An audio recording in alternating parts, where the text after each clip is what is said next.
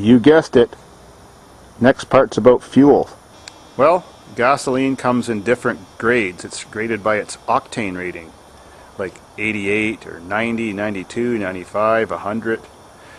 You need a higher octane rating for a higher compression motor, for a higher effective compression, like when it's supercharged or turbocharged. Even though the compression at static may be low, like the ratio, the compression goes way up under boost. Octane is an additive to fuel, like there's pentane, hexane, butane, propane, there's all these different types of fuels. And octane's an additive that causes the fuel to ignite at a higher temperature so that you can have it in a higher compression engine.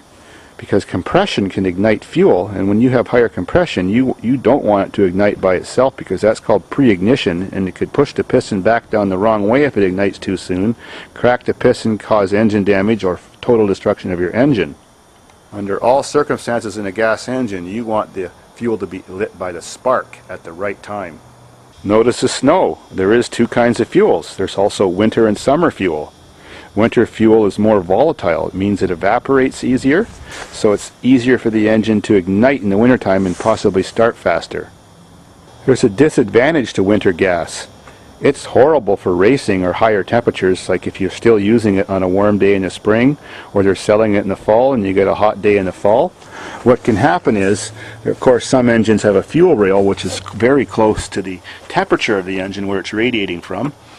And that fuel rail gets quite hot, so you get vapor locks, especially after you shut your car off after a hard drive or a hot day or towing with a trailer. The latent heat rises out of the engine and starts to heat the fuel.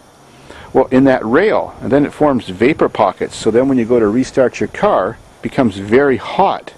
With a carbureted car, especially on an old V8 engine, they have a crossover passageway on their intake manifold that heats up the carburetor to make the carburetor work properly on cold weather and prevent carb icing. Well, that causes the carburetor to run pretty hot, and after you shut your car off too, sometimes the fuel in the bowl of the carburetor can boil, then it overflows, runs into your engine and floods it.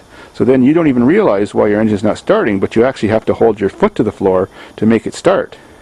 Summer fuel rarely ever has problems like that, but of course in extremely cold weather your engine might not start as quickly, especially if it's an older engine.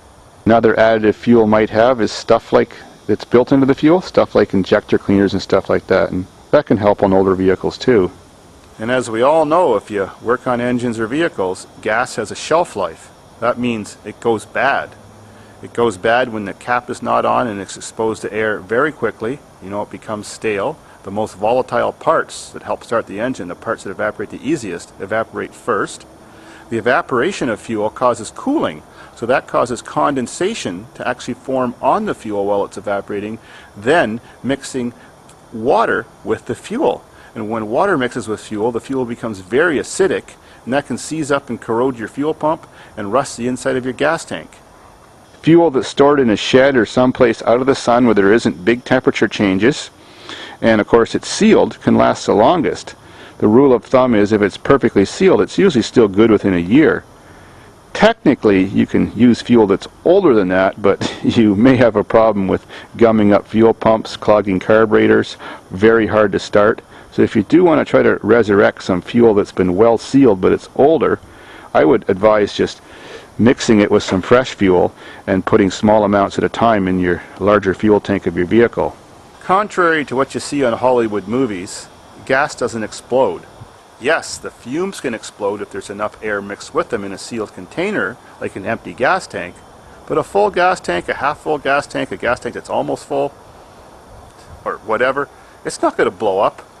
Yes, if the vehicle's on fire, and cars do have a well-sealed system, the tank gets heated up enough, there'll be some pressure form and eventually the tank will split, but it's not really an explosion, it's just going to release a bunch of heated fuel, liquid fuel, all over the place. When you see a car blow up that goes off a cliff or in any circumstance in Hollywood like it got shot or anything like that, and it blew up, that was always an auxiliary bomb that was added to the vehicle. Because as you've seen in the real Mythbusters show, it's impossible to make a gas tank blow up, even you shoot it with a fiery tracer bullet. But if you do mix gasoline in the form of fumes with enough air or oxygen, 1 gallon of gasoline contains the power of 40 sticks of dynamite. Cool. Now, on the other hand, diesel is an oil. It's not an aromatic fuel or one that wants to aerosolize. That means turn into a vaporous particle mass. When you pick up a container of diesel, the same amount of fuel as a container of gasoline, the diesel always weighs about 20% more. It's a denser fuel. And being denser, it contains more energy. That's why diesels get better fuel economy.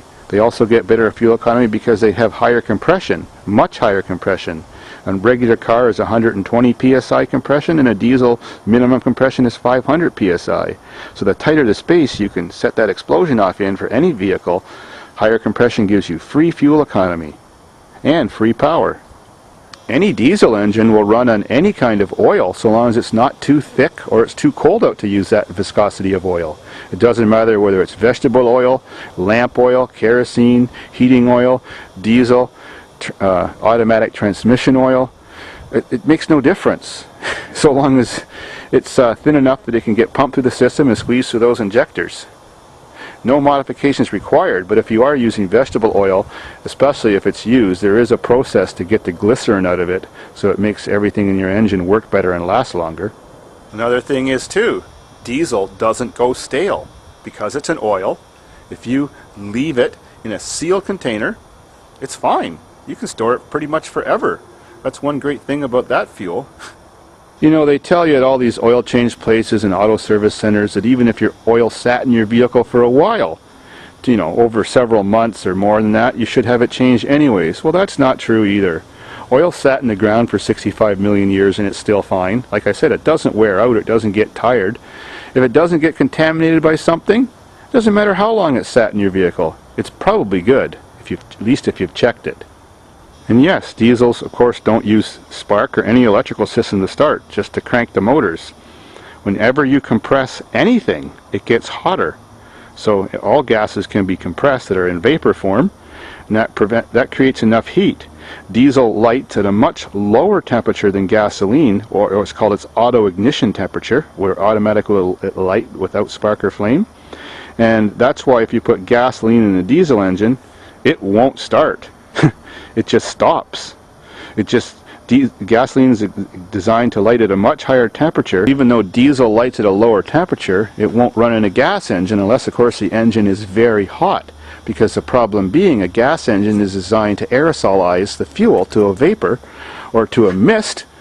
And by the size of the holes in the injectors, by the much lower pressure the injectors have, by the carburetor or whatever, the whole system won't turn diesel into a mist, at least fine enough that the gas engine could light it unless the engine is very hot.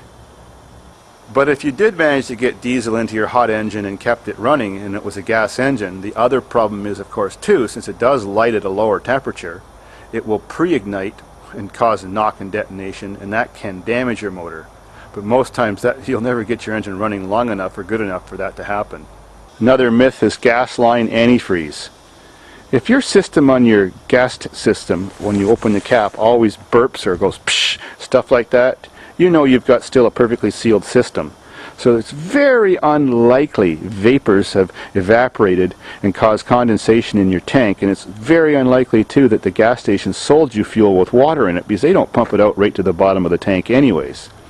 So the gas line antifreeze thing in the wintertime really doesn't mean anything.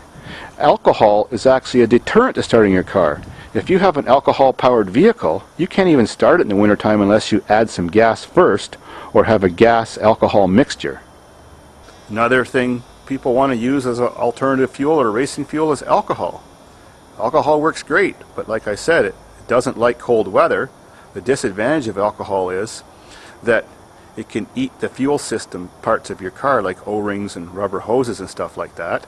The other disadvantage is you have to burn almost twice as much alcohol to go the same distance as gasoline, so that's often more expensive.